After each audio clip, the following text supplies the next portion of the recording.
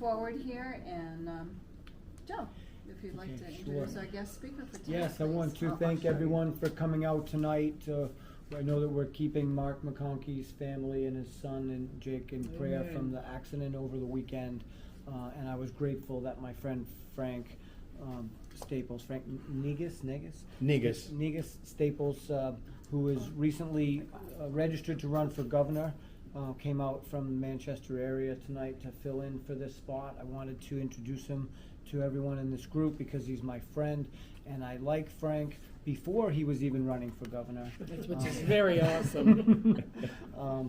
And we think a lot of the same type of issues and how important they are, and I'm glad that he's running for governor. That was a surprise to me, but I was told years ago by a good friend in Maine who said that the most important thing you can do in a political campaign is to run, because by running, it's not about winning every single election. Then he lists all of the things that Abraham Lincoln ran for, but he said you change the thinking of, you can change the platform and you can change the public dialogue by running. That's exactly what Justin did the last time he ran. And Frank has a lot of really good ideas. We don't have a lot of time for all of those really good ideas, so I just wanted him to introduce himself tonight because he has a huge following on social media. He has an incredible following on YouTube, and when he starts talking, you'll know why so many people want to hear from Frank. So I'd like to introduce Frank and Very cool. let him get started. Thank Frank, you. can you spell your last name? Staples, like the store.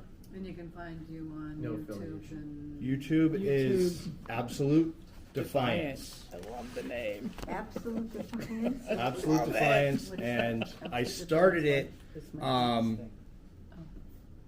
because of the COVID lockdowns stuff, and it kind of just evolved into what it is now. It was kind of like a video, like documentary thing. It's not monetized. I don't make any money or anything like that. And sorry, I'm going to turn this to me. But so yeah, I started the YouTube, and then with the protesting things in Manchester, we defeated the mask mandate in Manchester. We're the only city in New Hampshire that defeated one of these mask mandate attempts on the public. And we started protesting in front of the governors.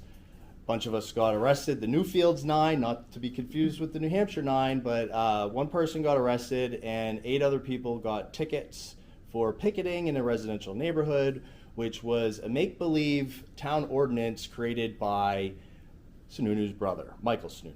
And I have a video of me catching him at the town hall and talking to him about it after I was found not guilty. Actually, all of us were found not guilty. Even the guy that was arrested, and Sununu canceled his inauguration and said there was armed protesters in my backyard, which he knew to be false.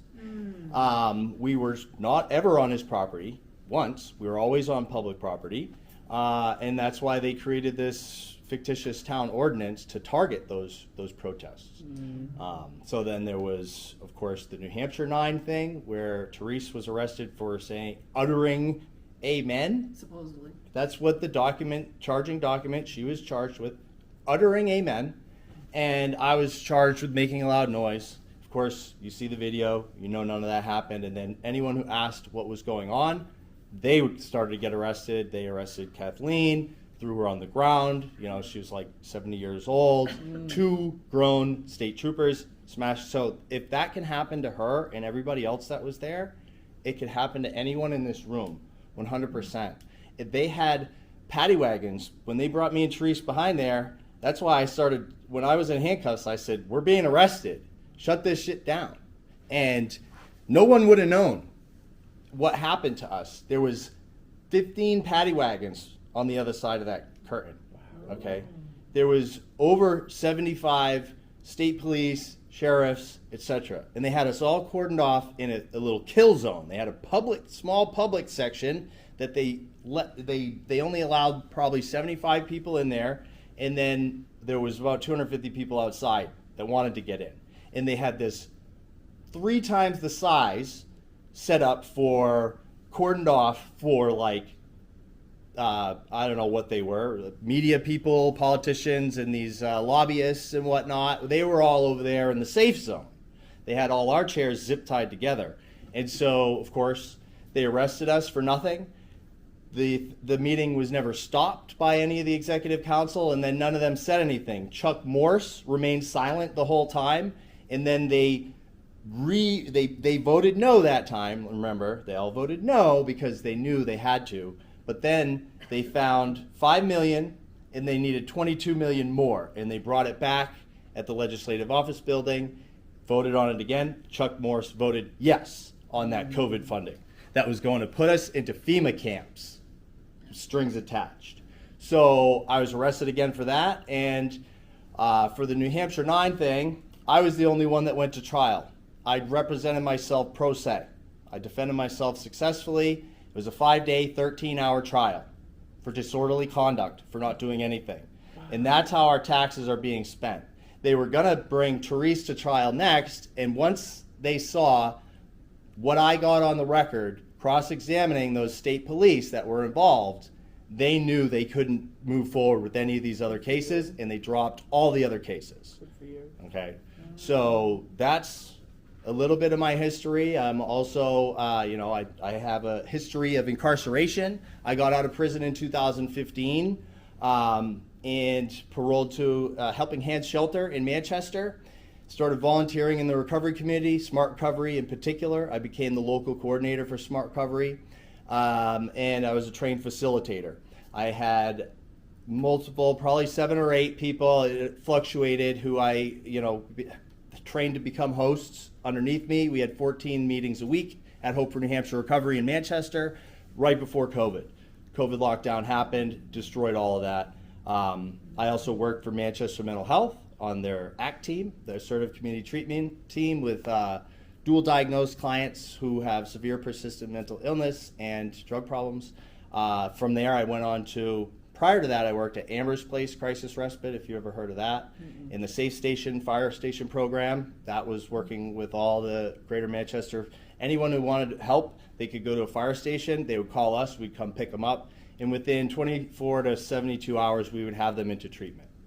So I worked till that was passed off to Serenity Place, who then did a whole bunch of insurance billing schemes with that program that then kind of disappeared and we never heard anything about.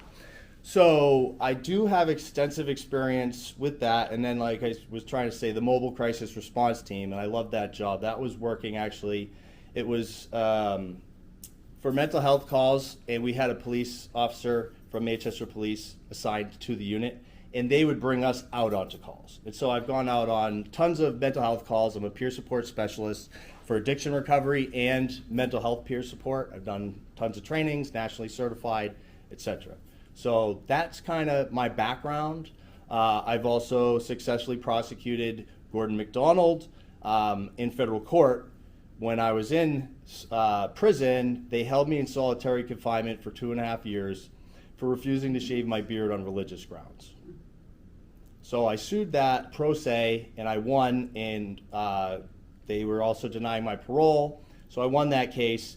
Now everyone can have a full beard, no matter what your religion is in prison. So I do have that as well. What were you in prison for? Drugs, drug possession. That was it. Yeah. Nothing, no violence. No violence, never any. I don't have a history of violence or stealing. Wow. What's your religious conviction? Taoism. I'm a Taoist Stoic type. What is that? Is that Darwinism? No. Taoism is like the yin and the yang, balance of the masculine and the feminine, harmony. Is that the Asian so it's about thing? the core tenet of Taoism is humility. So it aligns very much with Christianity. And you get to keep your beard for that. Impressive. Well, any sincere religious belief, if it's actually sincere. So this beard case in New Hampshire had been fought by a Jewish guy for keep locks. They forced him to cut his keep locks. He actually, he said, no, it's religious. He cut them, and then he tried to sue, and they said, well, no, it's not a sincere belief because you cut them. Of course, they were like, we're going to put you in solitary confinement if you don't cut them, right? Wow. Right. And he went. And he lost that case. And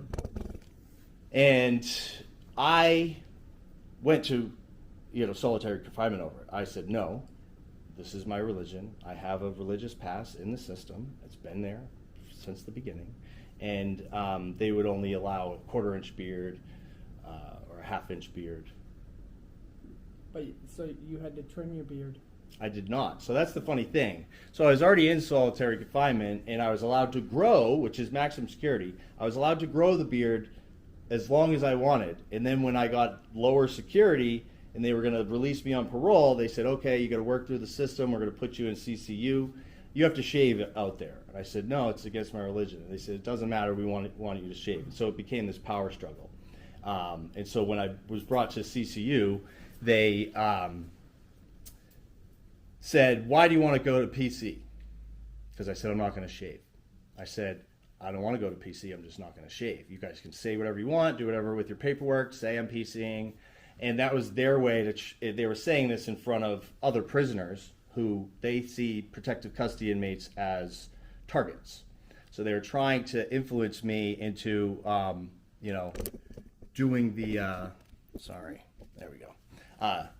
signing some form or saying, oh, I can't look bad in front of these other guys, right? And I'm just going to shave. And I said, do whatever you need to do. They said, here, sign this form while you're going to PC.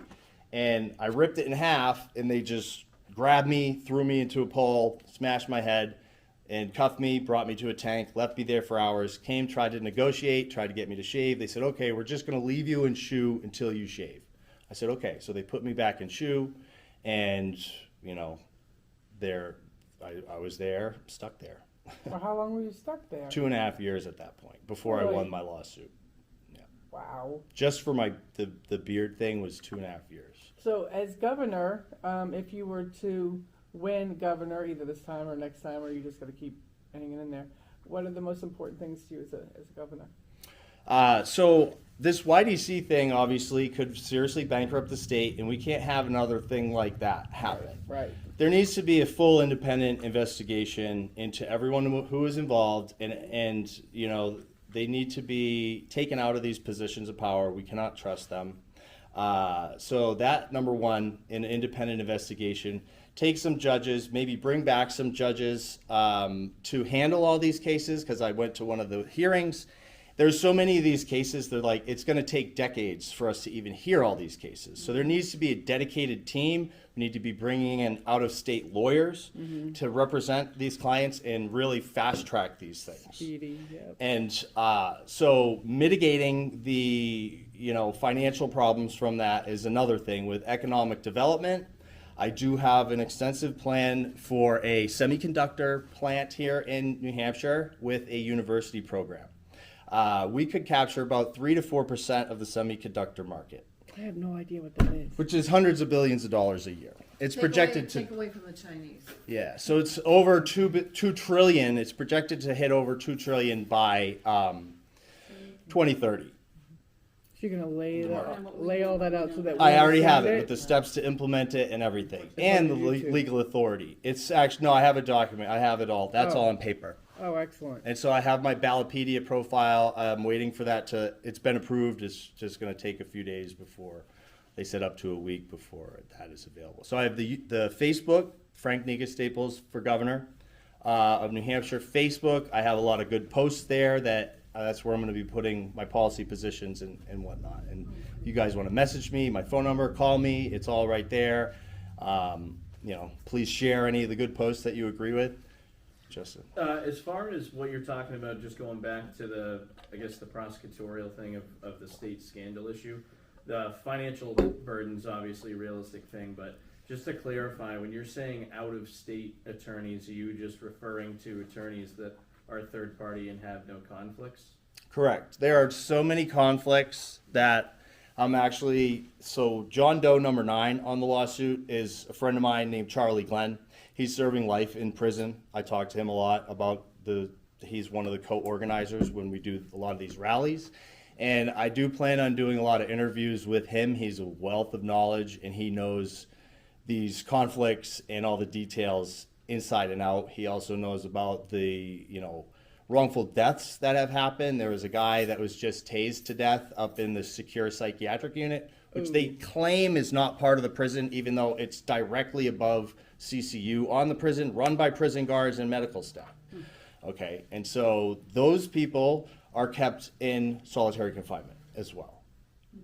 And so the level that they use the solitary confinement in New Hampshire is a big problem, and it's the biggest cost to the taxpayer. So if you look at the cost, it's an average of $70,000, I believe, currently per New Hampshire citizen, per prisoner to hold them in there, right? Hold them in. Per year. And that's an average based on the higher end is like probably over 150,000 to house someone in solitary confinement. So housing me in solitary confinement for 2.5 years cost them, $500,000 easy. So it costs more to have you in solitary confinement than it Correct. does, because I know my brother George just went to Concord State Prison, and he had to be in, and they all do for the first 30 days. They have to be in. Well, I don't know if it's solitary confinement. Maybe it's not that. It's R&D, reception and diagnostics. So the more confined they are, the more it costs. Yes. Really? Well, compare the cost of the prisoner per prisoner with the cost per student going to school. And so people that are in minimum security, they've earned their keep there, and so they're a lot less. They have less supervision. Every officer that they have to have, any officer in solitary confinement is going to have hazard pay.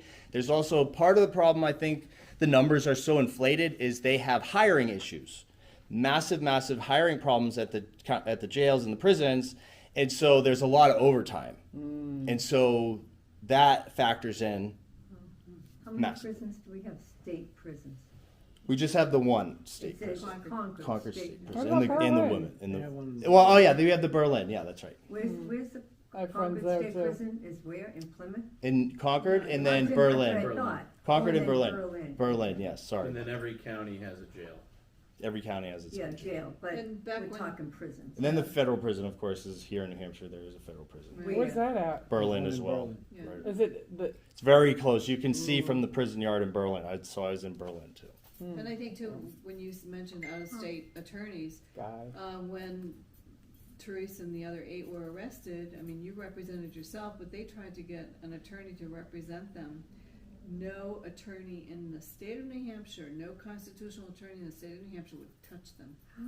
All conflicts with all of conflict it. of interest. So because the attorney wasn't going to go against the governor, so they had to hire out-of-state attorneys. You can't even find a constitutional attorney in the state of New Hampshire. We wanted to sue the Air Force, and we're still pending. And that's a conflict, yeah, they won't do it. Correct. Yeah, You they cannot won't find do one it. in the state of New Hampshire. Wow.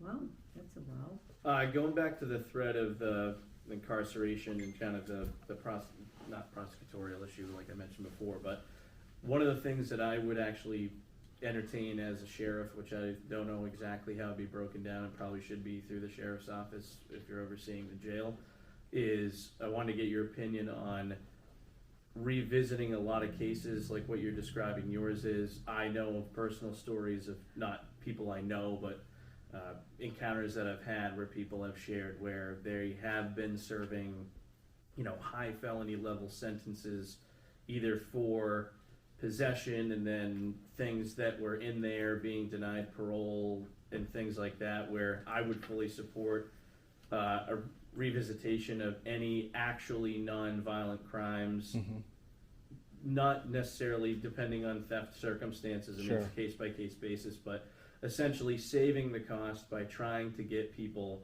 out of jail, whether it be through teaching them programs within it or just revisiting their sentencing and seeing if it was legitimate in the first place, which is very resource intensive, but I think the cost that you would spend would be essentially a profit in the end of it. I mean, maybe we could do some sort of like volunteer committee and people, inmates, they all get reviewed. They could all get reviewed based on those factors. Are they a nonviolent offender? And you go through them all one at a time. I would be open to, obviously I can't be there forever. At some point, maybe I could have a few terms in there, but I would be open to certainly pardoning people as well, the most egregious cases. and getting them out. If they've shown evidence of rehabilitation, they're not a threat, things like that. Like, what are we doing here? You know what I mean? Costing us a lot of money. It's is what costing they're us a doing. lot of money, whether you know, are they an actual threat or not? And if they're not, then why are we wasting all this money? It would be better put into aftercare programs, in my opinion, and like the harm reduction things across the state. It factors into this criminal justice where we're missing a lot of the pieces of it. We're like kind of letting it people, I mean, they're letting people shoot up all over the place in Manchester. There's needles everywhere, needle caps and everything. So in Portugal and in Amsterdam, how they eradicated their program was not just giving out clean needles and stuff like that. They also had safe places for them to go. And this is going to sound very counterintuitive, but how Amsterdam did it, and they destroyed their opioid crisis from the 70s and 80s. They gave out free heroin, pure medical grade heroin, but you had to sign on to the rehab program, which gets you off in the end. And so they went from now they have 2 centers when they had 13 to begin with to handle. And the 2 centers that are left are only handling the aging population. So they don't have an opioid crisis because that's how they handled it. And they treated everyone holistically. They did the same thing in Portugal. Each person was figure out what you need to get on your feet, and that money, it costs a lot less, and those same resources can be put to those ends just as easily as they are. Oh, let's throw them in a box and leave them and let them rot and become horrible, horrible, horrible mindset people who have no hope. You know, it's really exacerbates. So how did that country actually keep the illegal heroin from coming in to those who? It destroyed the black market. So once they're giving away, That's a part of it too, and so think about how much would it cost. So how much we're spending on this drug problem. We say, hey, let's buy a bunch of free heroin and give it out medically dosed for people who want to sign on. And one by one, people are like, you know what? I can't get it. Let me just jump into this program. And then they're learning skills, cognitive behavioral tools, how to balance the budget, things like that. They can eat, they can sleep. So they're doing that while they're high on heroin? Yeah. That doesn't make any sense to me. Well, technically, and it does sound very unorthodox, but I Yes. can tell you from my experience is that essentially we're already doing that, but instead of the intention of actually eliminating the problem, it's a profit scheme. And they're giving out methadone and Because Suboxone. All the Suboxone is funded by the state through Okay. insurance companies. And Everything is Medicare, pharmaceutical. Medicaid, But and what, essentially those profits are going into non-profits.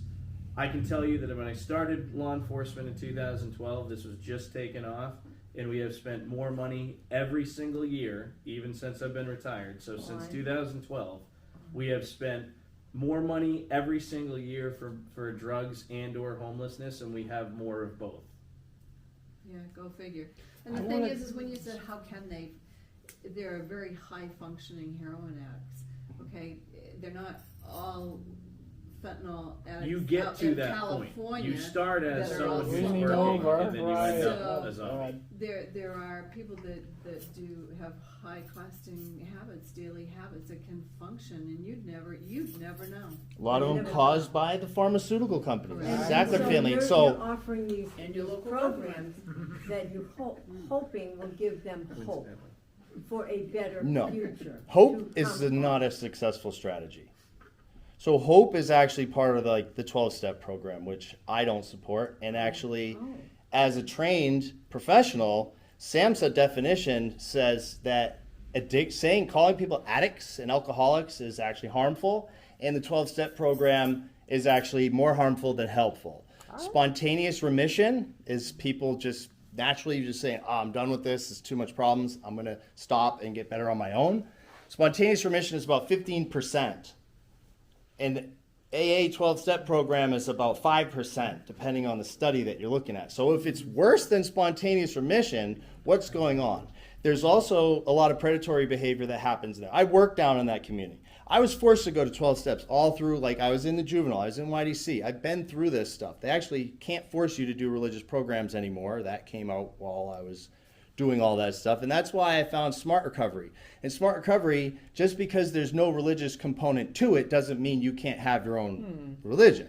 So we have 14 tools that we teach people how to do a cost benefit analysis, how to do a hierarchy of values, things that motivate. And once they recognize, oh, I value truth and family and love and safety. Well, what happens when you're engaged in your addictive behavior? All those things go away. They become what? And so once you work these tools with them, they start to realize, well, I prefer these things over these harm, the damage that it's causing to my life, right? But until they make that connection in their mind, it's not going to happen. And 12-step programs don't teach any of those. They have zero tools Right. whatsoever. Well, And it was based on LSD. It works if you work it, but I tell you what, my husband was in Teen Challenge, and that was an amazing program. It works But for it's some people. based on Christianity. Sure, sure. And they have a very, very small Correct. recidivism rate. Mhm. People just, they just are, it's a huge program. It's a 15 to 2-year program, so I think there are some programs out there other than that, but Sure. if that's something There where has to people be don't more want- than just religious programming available. but- And unfortunately, but that's where they it's get all there their is. hope. That's where they get their hope. And that's what helps, many people help my husband. That's, And don't forget, I'm a Christian, but don't forget, if someone says they're atheist Mhm. and they need a religious exemption, atheism is a It's a religion. religion. it's protected. So we See, say then that- religion, right, and we get a it's little true. lost when we say Religious Christian. freedom. And We have to remember, it's Exactly. D all the above. Right, and you know what, I remember Bill was saying that, there were some people that came into that program in Brockton, and he said that they either come off the streets and they were gonna either go to jail, or they had an opportunity to go to Teen Challenge, and they took the Teen Challenge.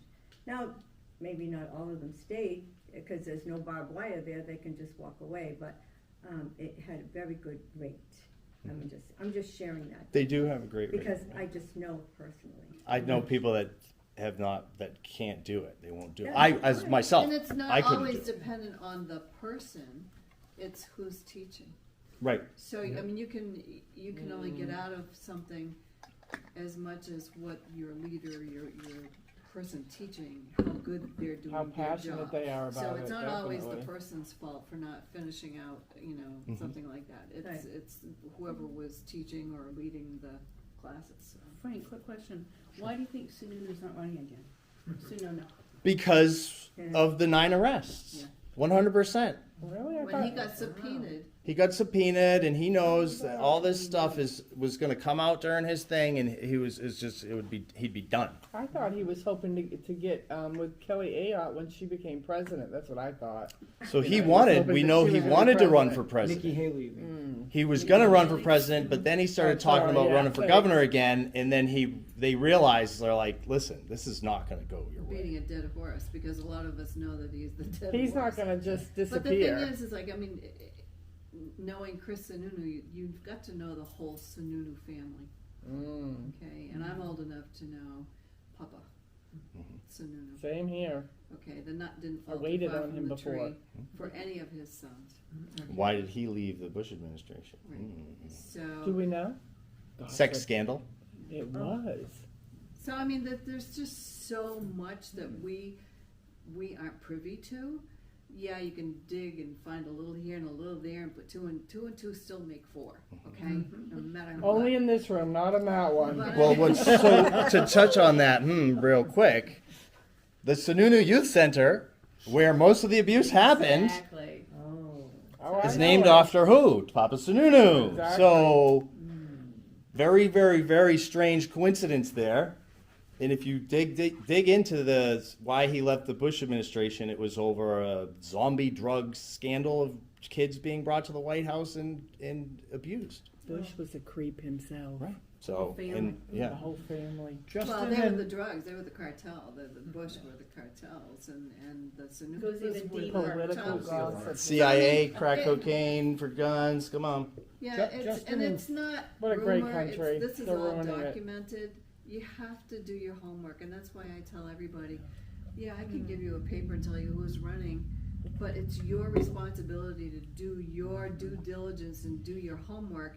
And just because I've picked out who I like for Congress doesn't mean you do. But I've checked each one of them, their backgrounds, their voting records, their attendance records, if they're in politics and legislation. Some of these people are business people, I've checked into their businesses, I've done my homework.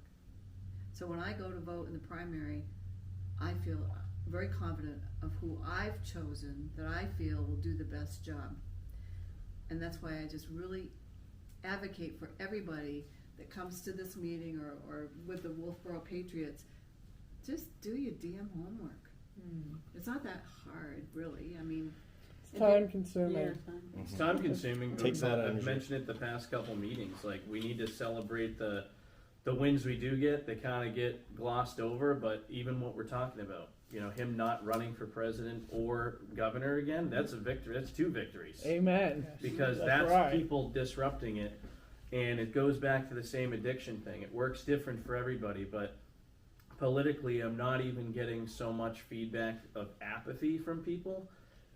It's futility.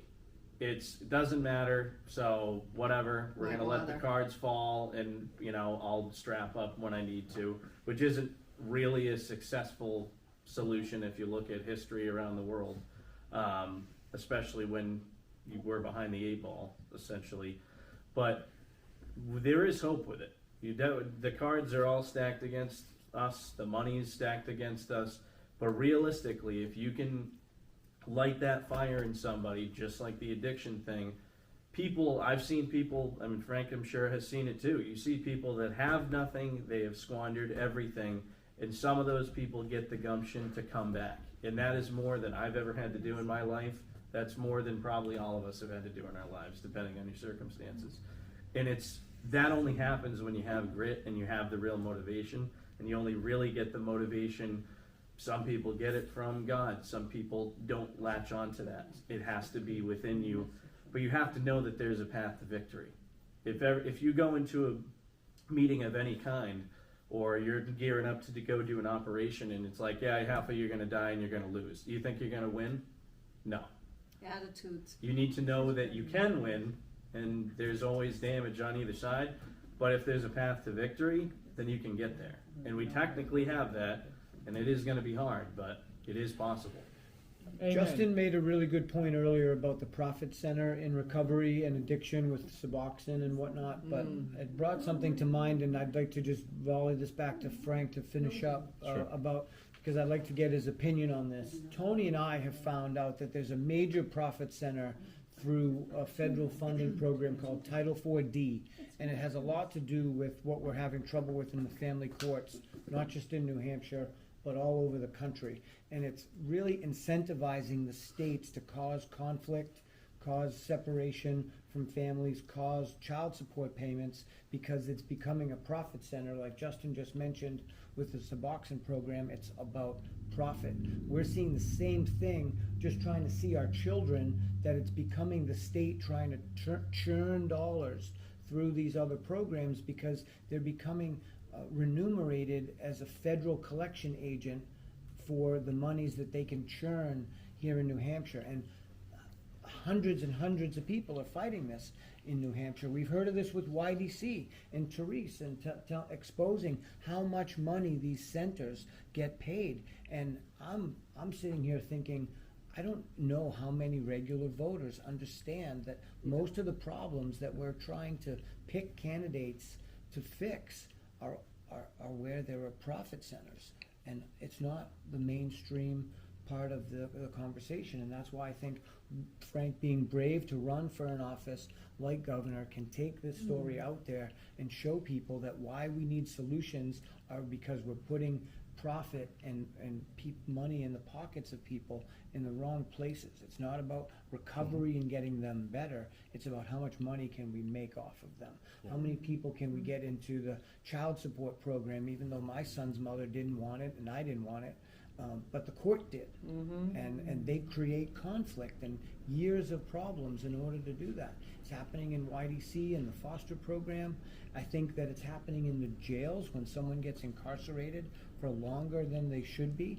Justin was talking about, let's do a review, or Frank mentioned, let's do a review. They're getting paid from people's Social Security Administration every day they're incarcerated. And you're probably aware of that, but I wanted to kick it back to you to see what you might say on that topic. Sure. So the pharmaceutical industry is profiting off of everybody, as we know. Not just the vaccines, the Suboxone. So they're giving Suboxone to prisoners. They're giving it to the prison now. You can just get it by saying, I'm a heroin addict. Even though I'm in prison, I want the Suboxone now.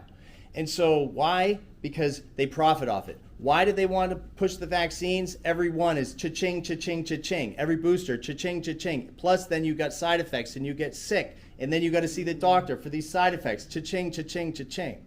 So it is all profit motive. And I have talked extensively about this at other public speaking events on the opioid crisis and homelessness.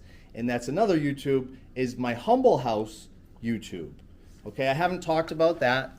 There's probably only less than 50 subscribers there. The recovery stuff is not popular, let's say. And you can see shows that I've done about other resources and alternatives to the 12 steps.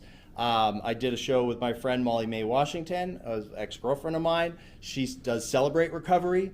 And we did a show about that. I had one of my female clients on that show at the time. You'll see people who graduated my program. I created a transitional living program in 2017 called Humble House, and I operated that up until 2022. So it is based in Smart Recovery as well, and I was invited to speak at a Bernie campaign event at Hope for New Hampshire, and Nina Turner was there, and Susan Sarandon was there. And I got fully endorsed with it. Nina Turner. Yes, I know. I thought she was very nice. They did all the snapping and they endorsed everything I had to say. And then I was not into politics, okay, until the COVID stuff happened. So I was starting to get sucked into it through the recovery community. But I don't know if I'm a Democrat, Republican. Like, I know the history of the state, but I'm like, what's the difference? They all seem like a bunch of nutcases arguing over stuff.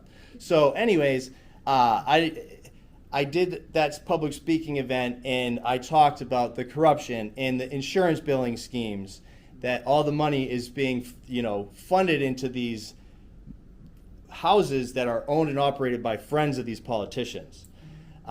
So the whole thing is all about licensing and regulating and keeping the average person from being able to mount those barriers and handle, and move forward. So, yeah, I don't know if that answered your question. I kind of wanted to point you to the YouTube channel because there's a bunch of stuff there. As?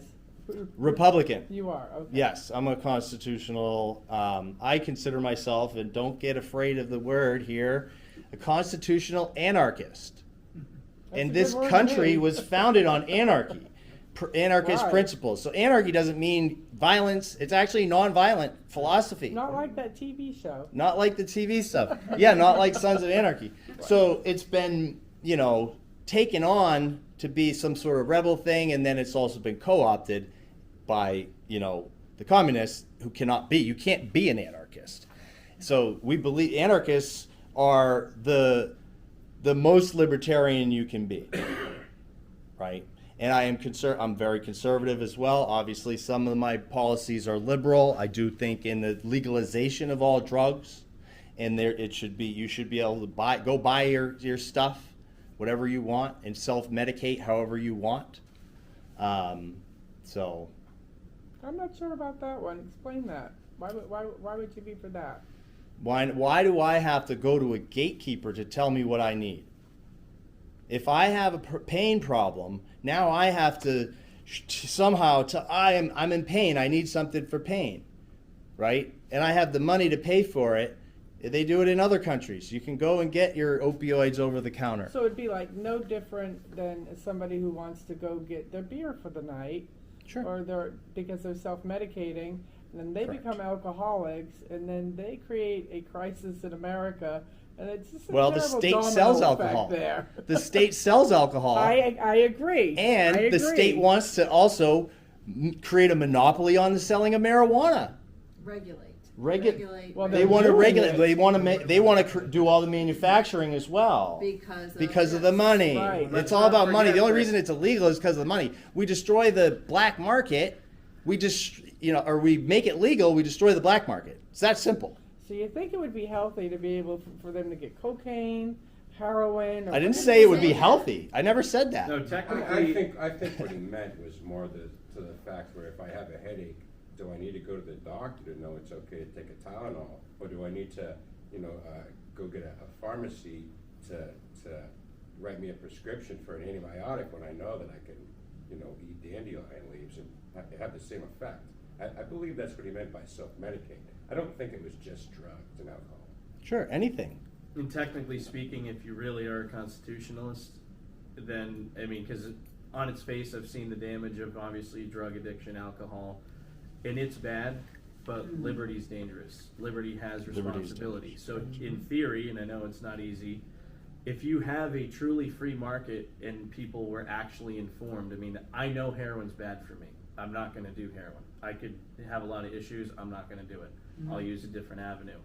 But when you actually have a free market, you eliminate the black market, it eliminates most of these problems. Crime. And that's the harder part, is that people, we want to hold on to the purism because we are so used to the fact that the state sells alcohol.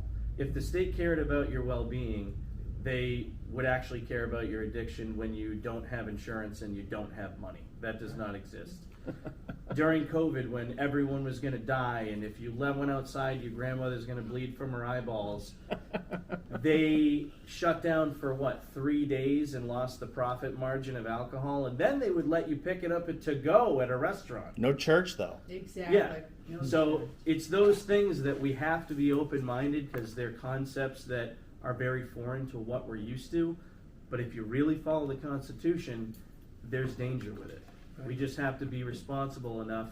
Well, ivermectin deal with too. Like, I got mine from India. what? Yeah, so you had to go get it to India. You're going to the veterinarian, getting horse paste. So that's I mean, the thing. Technically, that's dangerous. You don't know. I mean, you know what I mean? If but you it's don't up to have- you. That's your choice. If you've done enough research and you're like, well, I think I can. I'm in really bad pain. I don't want to go to the doctor. I know if I just take a little bit of opioids for a couple days, I've done it before. I'm well aware of the risks. You would still need an age limit. I mean, you can't have a 12-year-old sure. go and decide, right? Of course. I don't really Like- think anyone's. I'm not advocating for Well, 12 then, years. yeah. I'm assuming Yeah. it would basically be as an adult. As Every an adult, you would have to be- decision, yeah, if of you're not course. a dependent. Because would be able actually, to if you do want to that. go constitutionally, yes. You have, Parents are supposed to be parents. Right. Yeah. have you seen the we school have the systems, Who what they're cares? spitting out? We're talking about constitutionally. If you go constitutionally. And that's the then parents are controversial thing, is we're going to generate a lot of arguments trying to do that. That's why my beliefs are not necessarily what's going to work for everybody, but None of you're it's gonna- been working. Yeah, that's the thing. been getting though, is worse. Our system's not working. Right. So like don't- we have to figure out some free market situation in everything from a profit standpoint. A truly free market Yeah. provides the most for everybody. It provides competition. It provide I got into a conversation last night with a guy who lives in Wolfboro that's super pro union because he makes a lot of money because he worked in a union. It's like, Right. that's good for you, but at what cost do you get paid through the union? Is that because they extorted XYZ? Yep. Is it because they cornered the market? Go be a tradesman in mass. You won't. it. And that's why. Yeah. So when you really care about the free market, like, we don't have capitalism, we have fascism. We call it crony capitalism, but in reality that's fascism. Yep. When the market is controlled by interests, Yep. and especially interests that are government funded. I mean, look at SIG. SIG just landed a bunch of, I would view, in my opinion, as Yes, controversial and conflicts of interest. I don't know why that was so difficult. But they have a multi-platform deal with the government for all the weapons for the government, which that's not even how the process goes. No. You don't have multiple platforms. Saffron, Pratt Whitney, all these other things, they're controlled because they're controlled by interests. The shipyard even. And that's the thing, is you start going off in the weeds on these things. Still legitimate, sounds kind of kooky, but it's all money.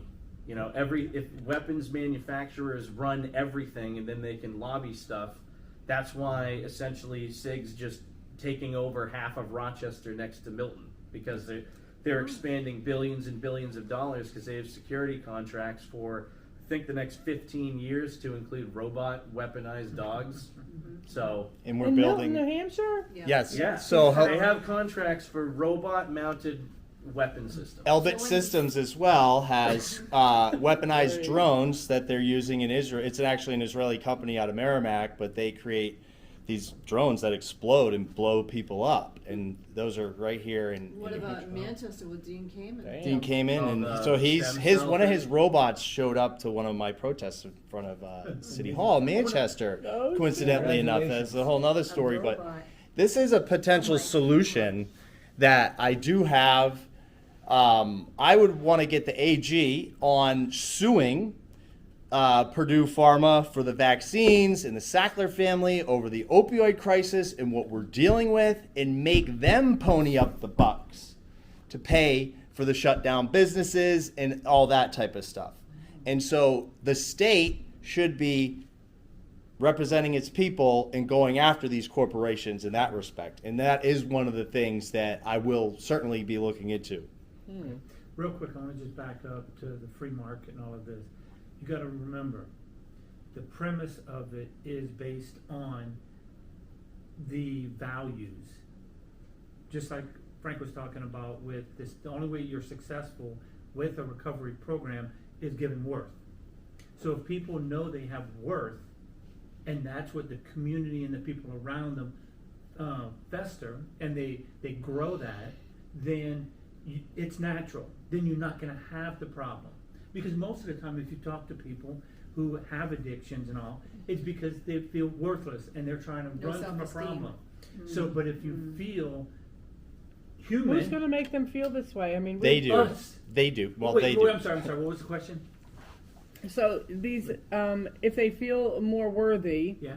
then they wouldn't be so apt to get into these kinds of drugs. Correct. But we don't have a loving community. Have you seen a loving community But lately? that's the problem. I'm a Christian. We have to change it. Well, good luck with that. But So- we have to change it. It's and it's huge. by one person at a time I- is how you change Have you it. seen me on Yes. Facebook? I hate That is people. how you It's do what it is, one person at a time, and I know this from experience, volunteering at Hope for New Hampshire and with my program. Not everybody wants it, No. and so, but once people get it, some people they're there for one meeting and they're like, "Wait a minute, oh, this makes sense," and it's all about motivation. Yep. Okay, you want to motivate people, and SMART stands for self-management and recovery training.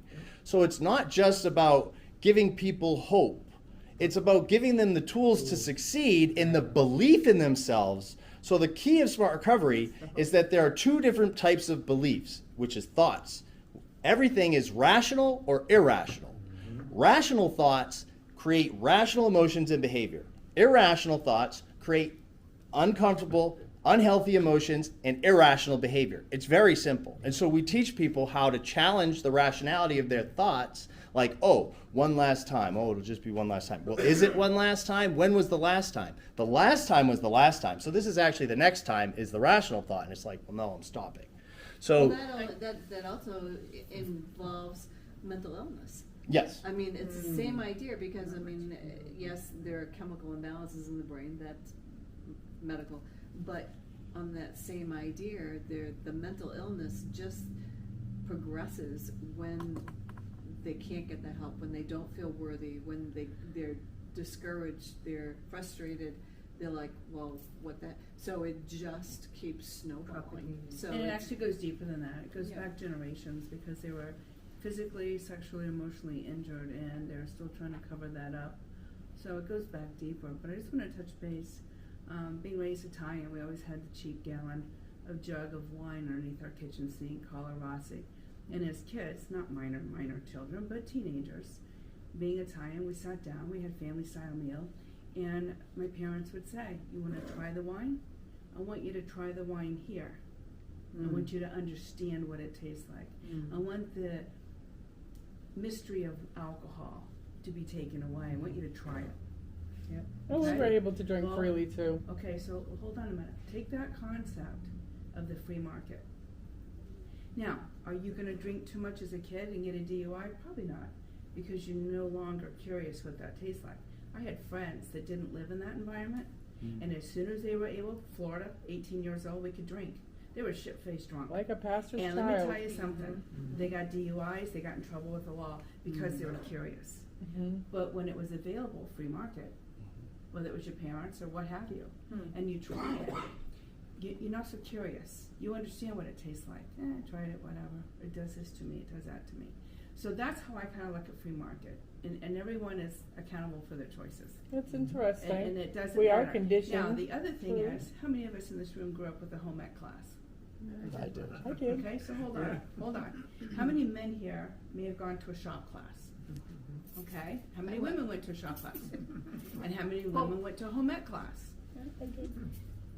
Have you heard of a home ec class lately from No. anyone? They Okay, got so rid hold of on, it. hold on. Let's go back to the concept of self-respect, self-esteem.